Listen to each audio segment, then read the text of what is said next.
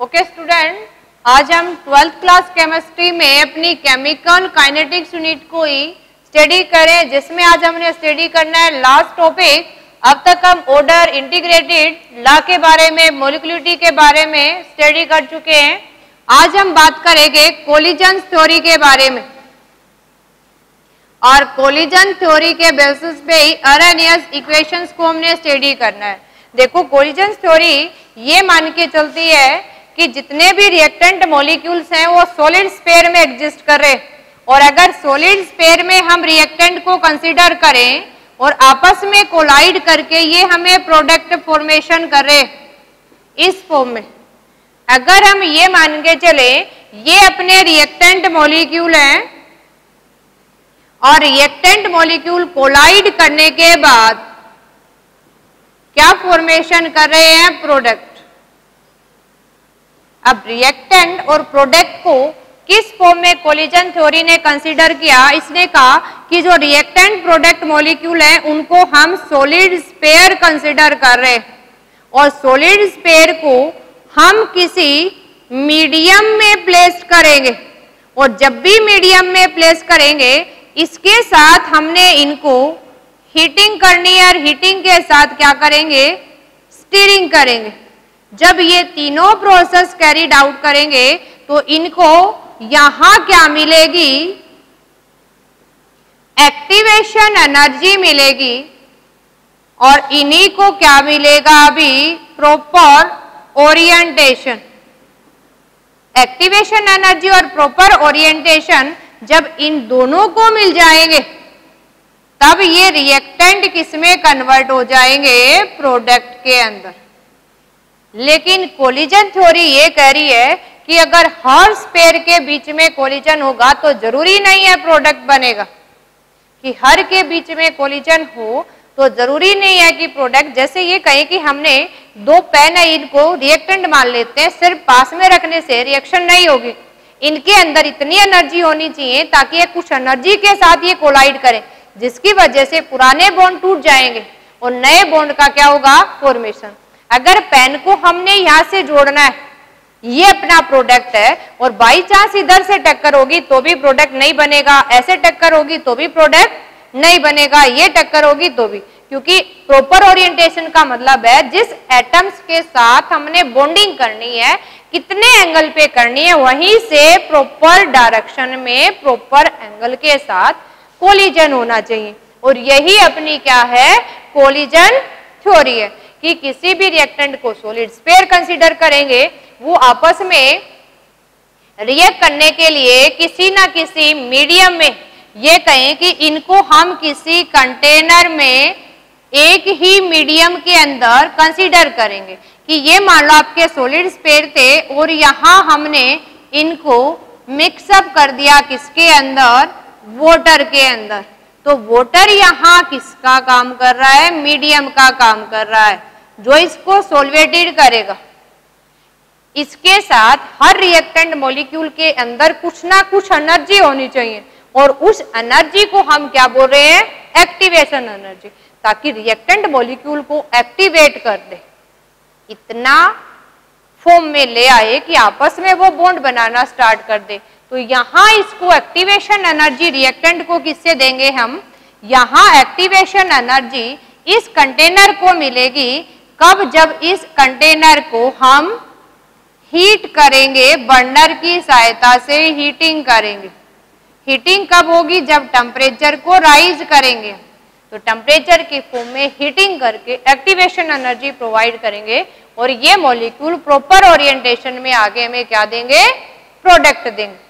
तो इसी को हम क्या कहते हैं? Collision theory. ये सब हम क्यों पढ़ रहे हैं?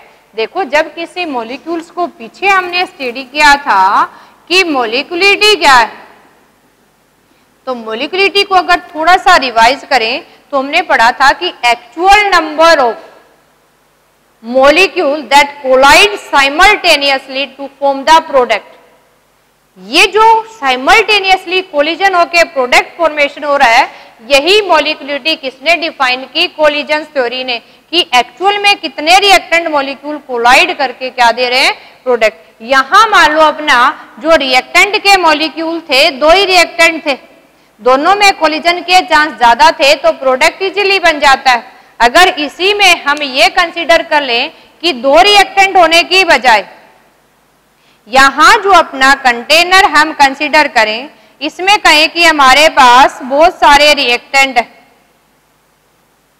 इसी तरह से ये कहे कि जो आपने ये रिएक्टेंट आपने लिए ये दो ही ना होके बहुत सारे, इसके अलावा कोई तीसरा भी पॉसिबल हो सकता है जिसको हम ये कंसीडर कर लें।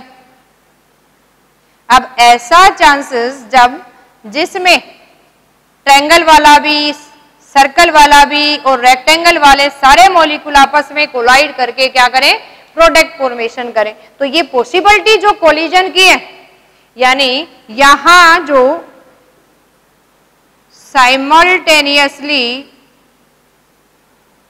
कोलिजन्स की जो प्रोबेबिलिटी है, जो चांसेस है, वो क्या हो जाता है, अभी डिक्रीज हो जाता है, और डिक्रीज होगा तो प्रोडक्ट फॉर्मेशन के चांसेस भी क्या हो जाते हैं, कम हो जाते हैं। इसलिए हमने पढ़ा था कि हायर मॉलिक्यूलिटी पॉसिबल नहीं है, हायर मॉलिक्यूलिटी पॉसिबल नहीं है क्योंकि चांसेस ऑफ कोलिजन्स क्या हैं, नेग्लिजिबल्स है। अब इससे रिलेटेड अपने बोर्ड एग्जाम के अनुसार अगर कुछ टॉपिक हम स्टडी करें तो वो टॉपिक कौन से स्टडी करने हैं, यहाँ एक हम बात करेंगे यहाँ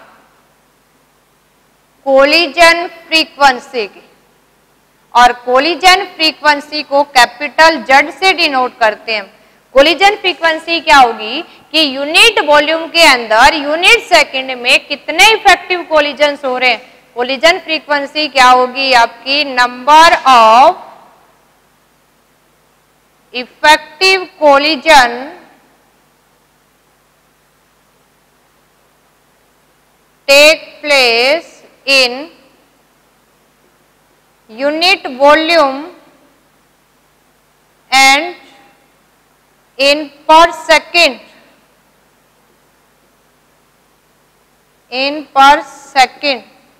कितने नंबर ऑफ इफेक्टिव कोलिजन्स हो रहे हैं किसके अंदर, यूनिट वॉल्यूम और पर सेकंड के अंदर, जो क्या करेंगे दैट रिजल्ट इन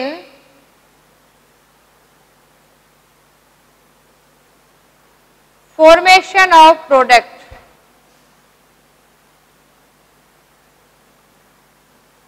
जिसकी वजह से क्या बनेगा, प्रोडक्ट बनेगा।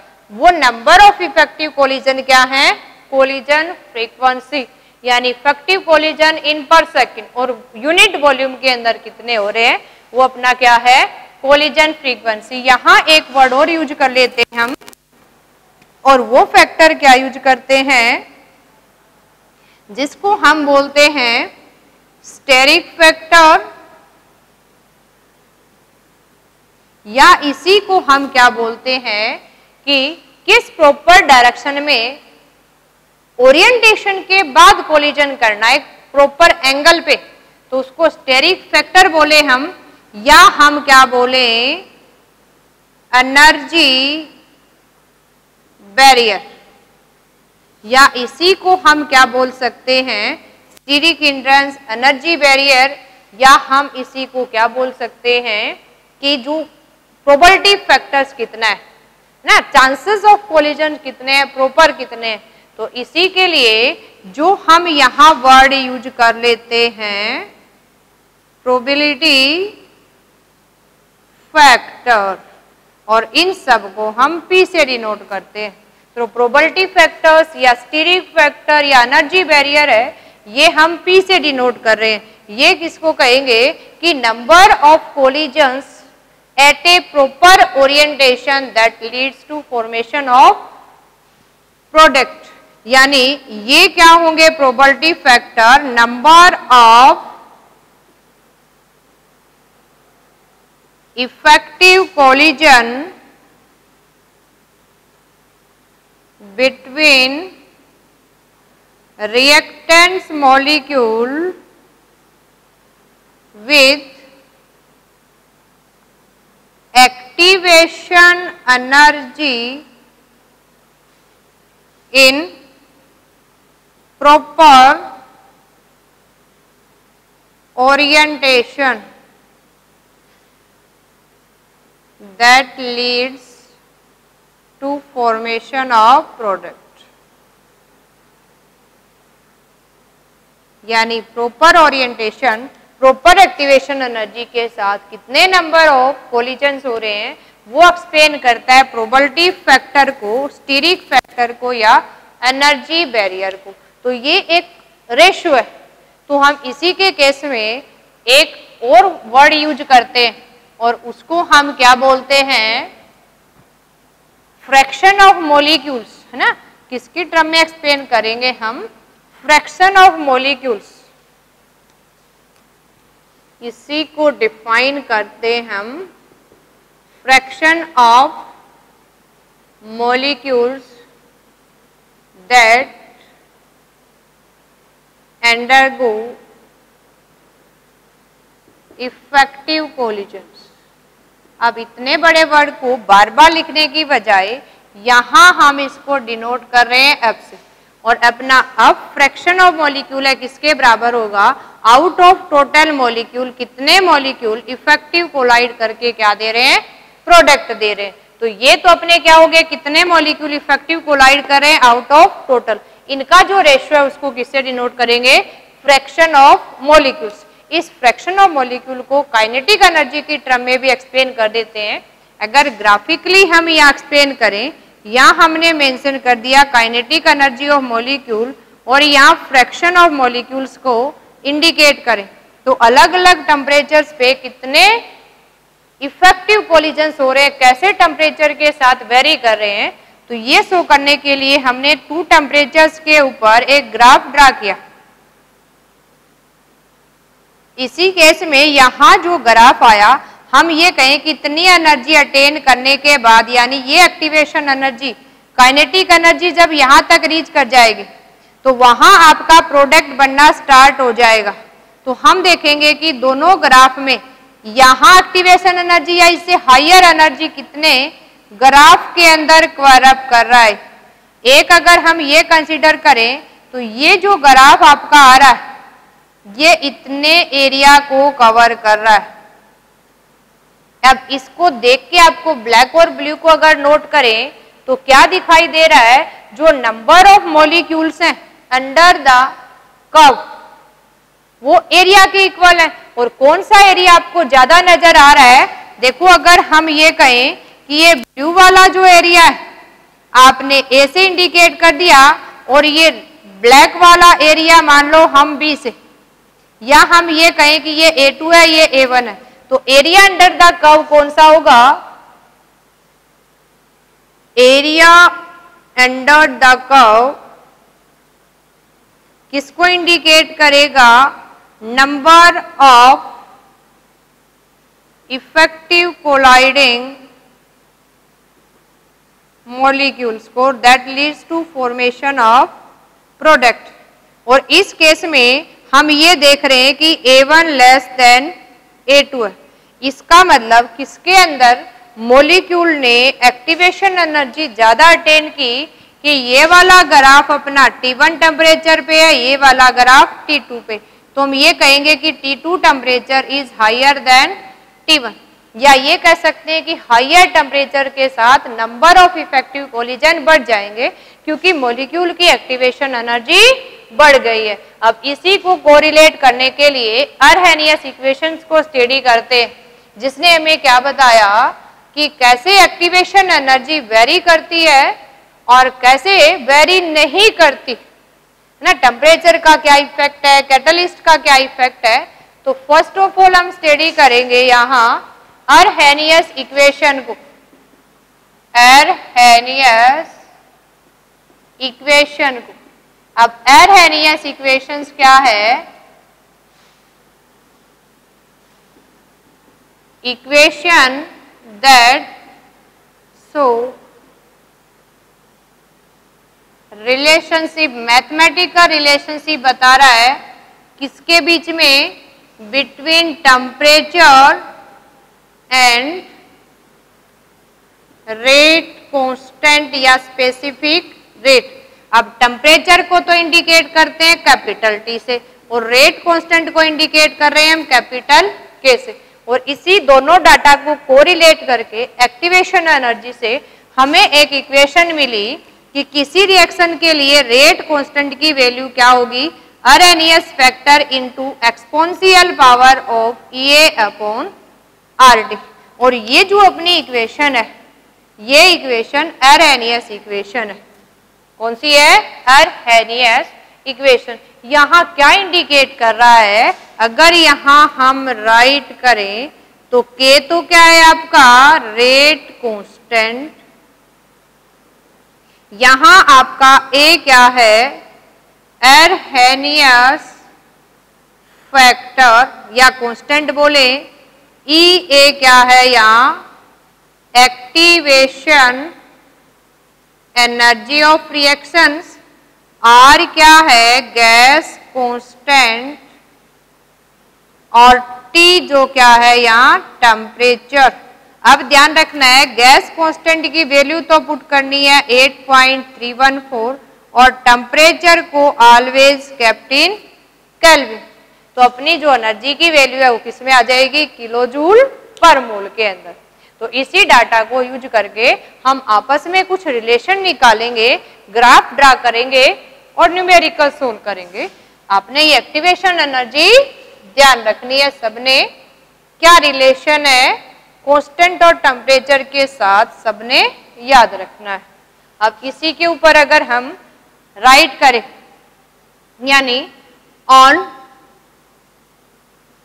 Taking natural log on both side, हमें क्या मिला देखो, नेचुरल लॉग ऑफ के इक्वल टू क्या हो गया, natural log of A, multiple में है ये लेकिन ऊपर साइन है तो नेगेटिव से नेगेटिव कैंसिल हो जाएगा और अपने पास क्या बच गया है माइनस ए अपॉन आर टी।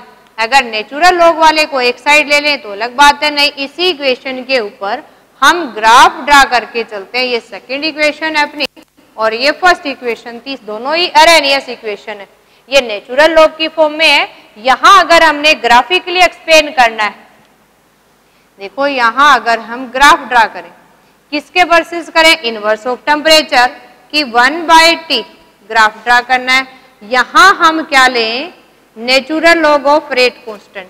तो यहां देखो ये तो एक कांस्टेंट टर्म हो गया अपना इसके और इसके बीच में, तो ये एक डाटा बच गया और ये नेगेटिव में आपका है। इसका मतलब आपको यहां जो ग्राफ मिलेगा वो नेगेटिव स्लोप मिलेगा। इस नेगेटिव स्लोप में ये वैल्यू किसको इंडिकेट कर रही है, स्लोप को कौन इंडिकेट कर रहा है, ये पॉइंट तो किसको इंडिकेट कर रहा है, आरएनएस फैक्टर को। और स्लोप की वैल्यू क्या होगी, नेगेटिव ई अपॉन आर। अब ये स्लोप की वैल्यू भी हमने याद रखनी है, बार बार पूछ लेते हैं, कई बार न्यूमेरिकल में भी पूछ लेते हैं, ई अपॉन आर। स्लोप की वैल्यू गिवन है तो एक्टिवेशन एनर्जी निकाल सकते हैं, एक्टिवेशन एनर्जी गिवन है तो स्लोप की वैल्यू निकाल सकते हैं, ये भी ध्यान रखना है। अब इसी को नेचुरल लॉग को लॉग की फॉर्म में भी राइट कर लेते हैं, इसको हम इधर ले आते हैं तो अपने पास क्या रह जाएगा, के अकेला लिख रखा है, इसको इधर लेके आएंगे तो फर्स्ट वन ऐसे अलग अलग लिख लो चाहे, माइनस और ये क्या रह गया ई अपॉन आर टी।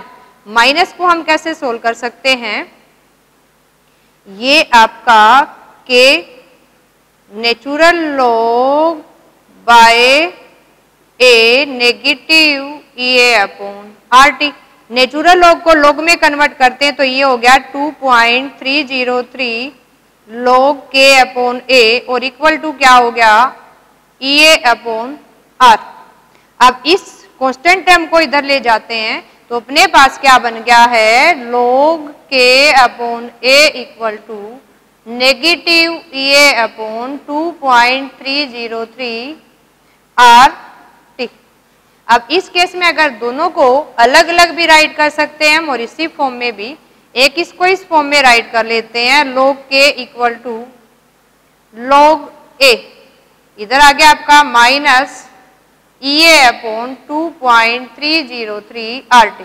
अब इस इक्वेशन के ऊपर भी हमसे ग्राफ पूछ लेते हैं, चाहे इसकी फॉर्म में लिखो चाहे इसकी फॉर्म में, अगर ग्राफ ड्रा करें log k versus inverse of time. तो ये जो अपने पास एक ग्राफ हो जाएगा इनवर्स ऑफ टेम्परेचर, और ये क्या है log के वर्सेस, तो यहां भी देखो नेगेटिव साइन है, अभी क्या है नेगेटिव साइन है, तो अपनी वैल्यू किस में आ जाएगी, देखो अभी ये इंटरसेप्ट, ये वैल्यू किसकी होगी एरेनियस फैक्टर की, स्लोप क्या रह गया है नेगेटिव, और किसके बराबर है EA अपॉन 2.303 आर, है ना, नेचुरल लॉग है तो EA अपॉन आर, और लॉग के है तो साथ में कांस्टेंट टर्म आ जाएगा, ग्राफ क्या रहेंगे सेम। अब इसी हेरेनियस इक्वेशन को हम स्टडी करेंगे एट टू डिफरेंट टेम्परेचर, है ना, क्या आंसर आएगा। जो भी फॉर्मूले हमने ब्लॉक में पैक कर दिए, ये फॉर्मूले आपने अच्छे से याद रखने, और उसी फॉर्मूले के बेसिस पे हम डिफरेंट रिलेशन ड्राइव कर रहे हैं जिसको न्यूमेरिकल में यूज करना है। तो अब हम स्टडी करते हैं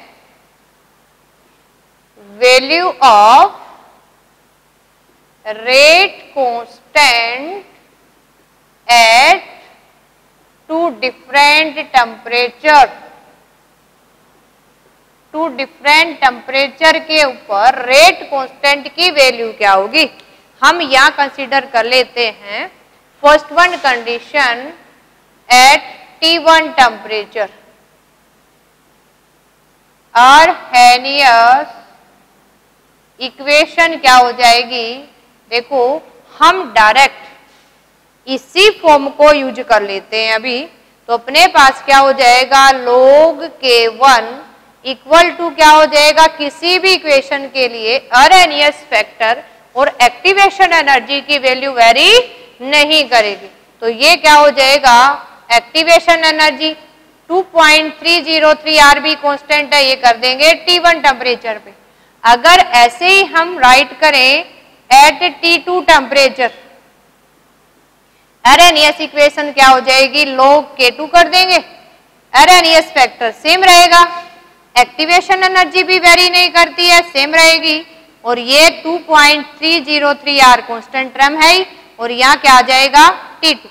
ये अपनी इक्वेशन लेट ए है, ये इक्वेशन अपनी बी है, हम बी में से ए को माइनस कर देते हैं। देखो अगर हम ये कहें कि इक्वेशन बी में से ए को माइनस कर दें तो क्या आएगा, अभी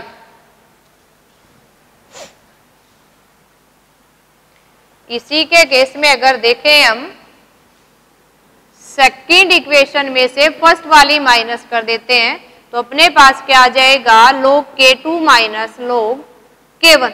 अब इन दोनों टर्म में माइनस करेंगे तो जो एरेनियस फैक्टर है एक प्लस एक माइनस का कैंसिल हो जाएगा, तो अपने पास अभी क्या बच गया, देखो नेगेटिव एक्टिवेशन एनर्जी 2.303 RT2। अब इसमें से माइनस करना है हमने क्या, माइनस EA अपॉन 2.303 RT1। अब देखो ये माइनस माइनस प्लस हो जाएगा, तो इसको पहले राइट कर लेते हैं हम, और अपने पास क्या आ जाएगा एक्टिवेशन एनर्जी 2.303 R, ये पूरा टर्म हमने कांस्टेंट ले लिया है, पीछे क्या रह गया 1 upon T1 minus 1 upon T2, और ये किसके बराबर है log, अगर माइनस में है तो log को किस में लिख सकते हैं हम डिवाइड में। इसको थोड़ा सा और सोल्व कर लें टेम्परेचर को, तो अपने पास इक्वेशन बन गई है log of K2 upon K1, K2 T2 temperature पे, K1 T1 टेम्परेचर, और ये क्या होगी आपकी एक्टिवेशन एनर्जी, ये हमारे पास क्या था कांस्टेंट टर्म, और ये इसको अगर एलसीएम लेके सोल्व करें तो T2 minus T1 upon T1 into T2, ये फॉर्मूला बन गया हमारा टेम्परेचर और रेट कांस्टेंट के बीच में एट टू डिफरेंट टेम्परेचर पे, और ये फॉर्मूला हमने अच्छे से याद रखना है जिसके ऊपर न्यूमेरिकल बनते हैं, और उस न्यूमेरिकल पार्ट को अब कुछ न्यूमेरिकल हम सोल्व करके देखते हैं। देखो अब हमसे कह दे कि फाइंड, इसी फॉर्मूले के ऊपर कुछ हम न्यूमेरिकल सोल्व आउट करके देखते हैं ना, इस पे न्यूमेरिकल पूछे जाते हैं हमसे, और आपसे कहे find out value of activation energy if temperature of reaction rise, ये कहे कि 25 या हम ये कहें कि 27 डिग्री टू 37 डिग्री सेल्सियस। अब हमने एक पीछे डाटा पढ़ा था, अगर आपको याद हो, हम यहाँ क्या देख रहे हैं कि 10 डिग्री राइज हो रहा है। कितना हो रहा है? 10 डिग्री। तो यहाँ हमने एक बेसिक कंसेप्ट पढ़ा था, for every 10 degree rise in temperature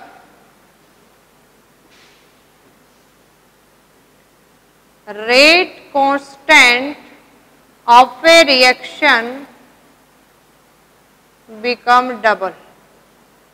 अब इसी को यूज करके हम अपनी इक्वेशंस में पुट अप करके एक्टिवेशन एनर्जी निकाल सकते हैं।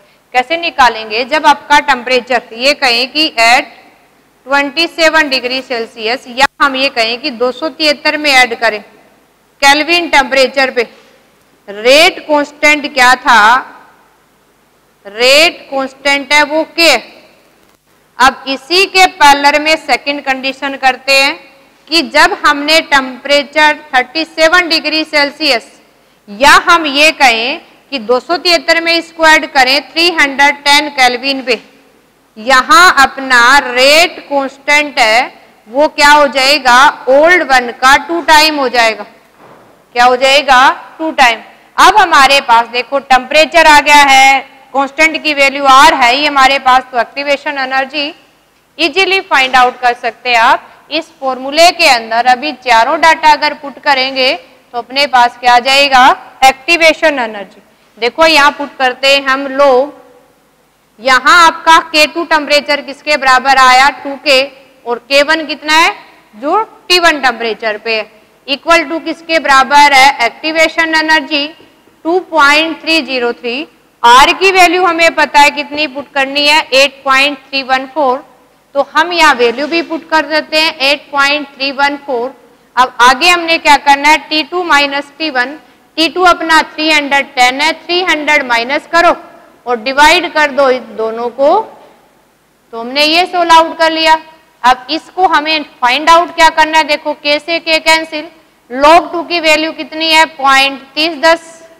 ये रह गया आपका एक्टिवेशन एनर्जी। इसको हम इससे मल्टीप्लाई करके या राइट करें, इसको सोल्व कर लेते हैं। 2.303 इंटू 8.314, ये कितना हो गया आपका? 10 बाय, ये हो गया अपने पास दिस। अब ये डाटा इसको रीअरेंज करके हम इजीली फाइंड आउट कर सकते हैं एक्टिवेशन एनर्जी। ये अपने पास log की वैल्यू थी, ये इधर जाके मल्टीप्लाई में आ गया है। अब ये टर्म रह गया है डिवाइड में 10, और डिवाइड में था वो किस में चला गया है? मल्टीप्लाई में।